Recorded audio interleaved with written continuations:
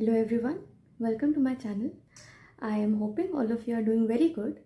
Today we are here to discuss something which is everywhere, omnipresent, and it is a concept that is very vital for let's say IT industry, system engineering, software engineering, but it is very well observable in our daily lives. It's just for us to understand what is very important. It is known as IPO cycle, or input process output cycle. Now, before getting into the details and anything, I just want you to look at and observe certain very daily life objects that we use, and the processes that we do, and the outputs that we get. Now, let's see, I have a sharpener and a pencil here.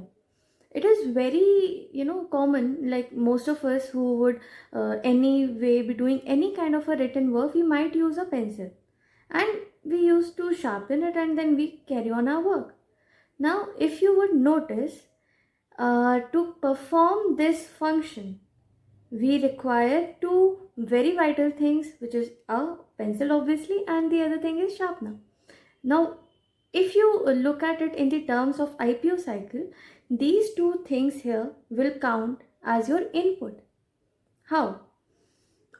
Because the definition that we have for input is anything which is a material, a resource, or just any vital requirement which is a prerequisite to perform a process. Now, let's say these are the inputs. So, what is the process? Obviously, it's very simple.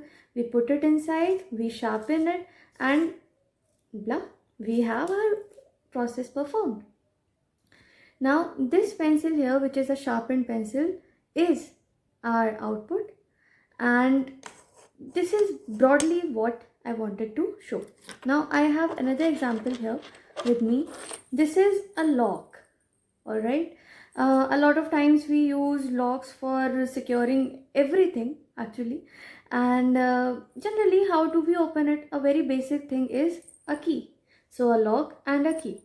Now, to open a lock anywhere, any day, you obviously require its key. So these two things are the input to perform the function of unlocking the thing that you want to access. Now, if we are looking at it in the terms of IPO cycle, these two things here are the input. When you put the key inside the lock and you run it across like this, you have your unlocked lock, and this exactly is the output that you were looking for. So then, what exactly is input, process, and output? Input. What is input? Input is the acceptance of data or information which is captured to do the further process. Now, some very basic devices that we use in computer to input the data could be seen as a mouse, like this one, or could look something like this keyboard. So, what do we do exactly while we are trying to perform just any sort of a function on the laptop? You would simply go click, or you would type in. Now, these are the things that you use, right? So, that is the input that is being performed. And then what is the process? Now, to perform the process or to perform the function, the operation that is intended to finally grab the output is known as the process.